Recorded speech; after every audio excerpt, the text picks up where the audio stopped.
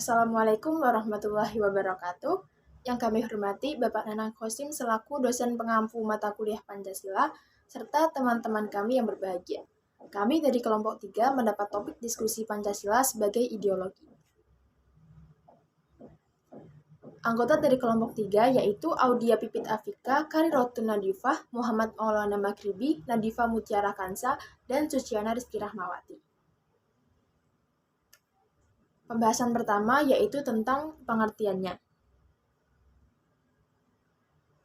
Secara harfiah, ideologi berarti ilmu pengetahuan tentang ide-ide atau ajaran tentang pengertian-pengertian dasar. Dalam pengertian sehari-hari, idea disamakan dengan cita-cita, yakni cita-cita yang bersifat tetap harus dicapai sekaligus merupakan dasar pandangan atau faham. Menurut Natanagoro, ideologi negara sebagai cita-cita negara atau cita-cita yang menjadi basis bagi suatu teori atau sistem kenegaraan untuk seluruh rakyat dan bangsa bersangkutan yang pada hakikatnya merupakan asas kerohanian, antara lain memiliki ciri sebagai berikut. A. Mempunyai derajat yang tertinggi sebagai nilai hidup kebangsaan dan kenegaraan. B. Oleh karena itu, mewujudkan suatu asas kerohanian, pandangan dunia, pandangan hidup, pedoman hidup, pegangan hidup yang dipelihara, dikembangkan, diamalkan, dilestarikan kepada generasi berikutnya, diperjuangkan, dan dipertahankan dengan kesediaan berkorban. Pancasila sebagai ideologi bangsa dan negara Indonesia bukanlah hasil dari olah pikir perseorangan yang kemudian dinobatkan menjadi sebuah ideologi. Soekarno mengatakan bahwa Pancasila digali dari bumi pertiwi dan bumi Indonesia sendiri. Artinya bahwa Pancasila berisi nilai-nilai moral dan budaya bangsa Indonesia yang sudah ada sejak bangsa Indonesia ada, dan bukan ideologi yang dipaksakan dari luar. Nilai-nilai itu pun tidak serta-merta diberlakukan begitu saja, tetapi melalui sebuah proses panjang yang terbuka dan demokratis, yang pada akhirnya perbedaan yang ada dapat dikompromikan dalam sebuah kesepakatan bersama. Ini berarti, sebagai ideologi, Pancasila tidak bersifat tertutup, melainkan menempatkan diri sebagai ideologi terbuka. Sebagai ideologi terbuka, maka Pancasila memiliki dimensi sebagai berikut.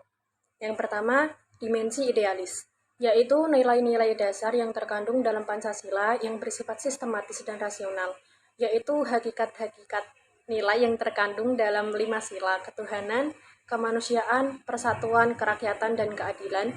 Maka dimensi idealis Pancasila bersumber pada nilai-nilai filosofis, yaitu filsafat Pancasila.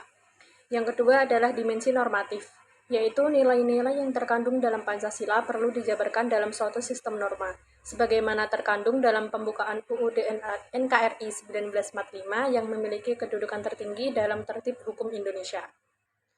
Dalam pengertian ini, maka pembukaan yang di dalamnya memuat Pancasila dalam alinea 4 berkedudukan sebagai stat fundamental norm agar ideologi mampu dijabarkan ke dalam langkah operasional perlu memiliki norma yang jelas.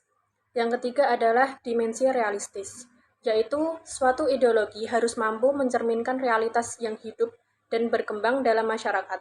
Oleh karena itu, Pancasila selain memiliki dimensi nilai-nilai ideal normatif, maka Pancasila harus dijabarkan dalam kehidupan nyata sehari-hari, baik dalam kaitannya bermasyarakat maupun dalam segala aspek penyelenggaraan negara. Dengan demikian, Pancasila sebagai ideologi terbuka tidak bersifat utopis yang hanya berisi ide-ide yang mengawang, namun bersifat realistis, artinya mampu dijabarkan dalam kehidupan yang nyata dalam berbagai bidang. Tiga dimensi tersebut tidak terpisah satu sama lain, tetapi merupakan suatu kesatuan yang tidak terpisahkan. Selanjutnya adalah Pancasila dan liberalisme. Secara harfiah, liberal dalam bahasa Inggris berarti bebas.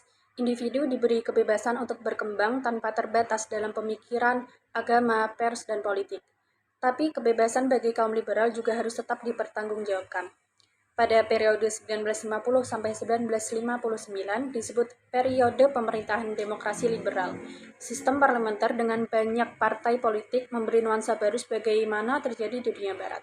Ketidakpuasan dan gerakan kedaerahan cukup kuat pada periode ini. Pancasila dalam posisi yang tidak ada perubahan, artinya Pancasila adalah dasar negara Republik Indonesia meski dengan Konstitusi 1950. Ketidakpuasan dan gerakan kedaerahan cukup kuat pada periode ini, seperti PRRI dan Permesta pada tahun 1957. Nah, keadaan tersebut mengakibatkan perubahan yang begitu signifikan dalam kehidupan bernegara. Mengenai Pancasila itu dalam posisi yang tidak ada perubahannya, artinya Pancasila adalah dasar negara Republik Indonesia.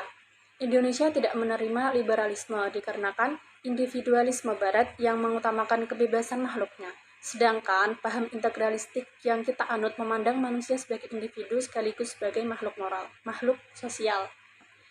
Selanjutnya akan dijelaskan oleh teman saya Audia Pipit. Selanjutnya perbandingan Pancasila dan liberalisme. Yang pertama, politik hukum dalam Pancasila yaitu demokrasi Pancasila, hukum untuk menjunjung tinggi keadilan dan keberadaan individu serta masyarakat. Politik hukum dalam liberalisme yaitu demokrasi liberal, hukum untuk melindungi individu serta dalam politik mementingkan individu. Yang kedua, ekonomi. Ekonomi dalam Pancasila yaitu peran negara agar tidak terjadi monopoli atau hal lain yang akan merugikan rakyat. Ekonomi dalam liberalisme yaitu peran negara kecil, swasta mendominasi, serta adanya kapitalisme, monopolisme, dan persaingan bebas. Yang ketiga, agama. Agama dalam Pancasila yaitu bebas memilih agama. Agama harus menjiwai dalam kehidupan bermasyarakat, bernegara, dan berbangsa. Agama dalam liberalisme yaitu agama urusan pribadi, bebas beragama, atau ateis. Yang keempat, pandangan terhadap individu dan masyarakat dalam Pancasila yaitu individu diakui keberadaannya, hubungan individu dan masyarakat dilandasi 3S, yaitu selaras, serasi, dan seimbang. Pandangan terhadap individu dan masyarakat dalam liberalisme yaitu individu lebih penting daripada masyarakat. Yang ketiga, Pancasila dan komunisme. Ideologi komunisme adalah gerakan sosial dan politik yang memiliki tujuan menciptakan masyarakat tanpa kelas yang dapat hidup bernegara dengan terstruktur pada kepemilikan umum dari alat-alat produksi yang ada. Dalam periode 1945 sampai 1950, kedudukan Pancasila sebagai dasar negara sudah kuat. Namun, ada berbagai faktor internal dan eksternal yang memberi nuansa tersendiri terhadap kedudukan Pancasila. Faktor eksternal mendorong bangsa Indonesia untuk memfokuskan diri terhadap agresi asing. Di pihak lain, terjadi pergumulan yang secara internal sudah 58 merongrong Pancasila sebagai dasar negara untuk diarahkan ke ideologi tertentu. Slide selanjutnya akan dilanjutkan oleh teman saya Nadifa. Lalu selanjutnya ada perbandingan Pancasila dan komunisme. Yang pertama, politik hukum dalam Pancasila. Yaitu yang pertama demokrasi Pancasila, lalu yang kedua hukum untuk menjunjung tinggi keadilan dan keberadaan individu serta masyarakat. Lalu dalam komunisme, yang pertama demokrasi rakyat, yang kedua berkuasa mutlak satu partai politik, serta yang ketiga hukum untuk melanggengkan komunis. Lalu yang kedua ekonomi. Dalam Pancasila yaitu yang pertama peran negara ada agar tidak terjadi monopoli atau hari lain yang akan merugikan rakyat. Lalu dalam komunisme yang pertama peran negara dominan serta yang kedua demi kolektivitas berarti demi negara monopoli negara. Lalu yang ketiga agama. Dalam Pancasila yaitu yang pertama bebas dalam memilih agama. Lalu yang kedua agama harus menjiwai dalam kehidupan bermasyarakat, berbangsa, dan bernegara. Lalu dalam komunisme yang pertama agama harus dijauhkan dari masyarakat, maksudnya ateis. Yang keempat pandangan terhadap individu dan masyarakat. Dalam Pancasila yang pertama yaitu individu diakui keberadaannya, dan yang kedua hubungan individu dan masyarakat dilandasi 3S yaitu selaras, serasi, dan seimbang. Kemudian dalam komunisme yang pertama individu dan masyarakat tidak penting, dan yang kedua kolektivitas yang dibentuk negara itu lebih penting. Lalu selanjutnya ada Pancasila dan agama. Yang pertama, agama diartikan sebagai ajaran atau sistem yang mengatur tata keimanan, maksudnya kepercayaan yang peribadatan kepada Tuhan Yang Maha Kuasa, serta tata kaidah yang berhubungan dengan pergaulan manusia dengan manusia. dan manusia dengan lingkungannya. Lalu yang kedua, Agus Salim menyatakan bahwa dasar ketuhanan yang Maha Esa merupakan pokok atau dasar dari sila-sila lainnya. Lalu yang ketiga, atas berkat rahmat Allah yang Maha Kuasa dan dengan didorongkan oleh keinginan luhur supaya berkehidupan kebangsaan yang bebas, maka rakyat Indonesia menyatakan dengan ini kemerdekaannya. Lalu yang terakhir, eksistensi agama merupakan landasan yang kuat untuk mewujudkan tujuan negara yang didasari Pancasila. Pancasila yang dijadikan filosofi penyelenggaraan kegiatan pemerintahan, kehidupan bermasyarakat, dan sebagai dasar negara yang sekaligus sebagai paradigma bernegara.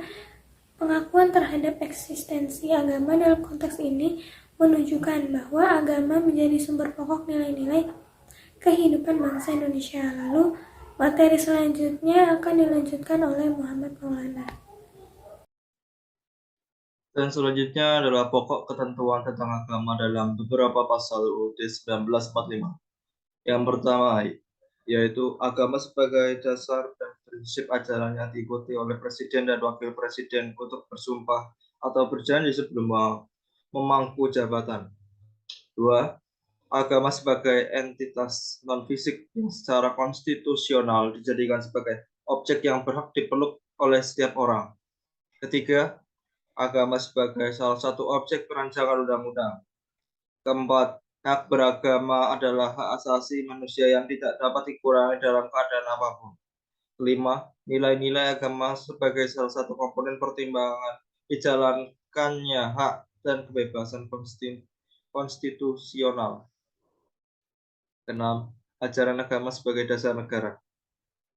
Dan ketujuh, adanya jaminan konstitusional atas kemerdekaan tiap-tiap penduduk untuk memeluk agamanya. Kedelapan, terwujudnya sifat dalam ajaran agama sebagai salah satu tujuan penyelenggaraan pendidikan nasional. Dan yang terakhir, nilai-nilai agama dijunjung tinggi dalam memajukan ilmu pengetahuan dan teknologi.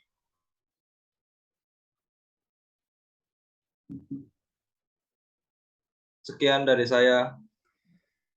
Wassalamualaikum warahmatullahi wabarakatuh. Mohon maaf apabila ada kesalahan atau tutur kata. Sekian dan terima kasih.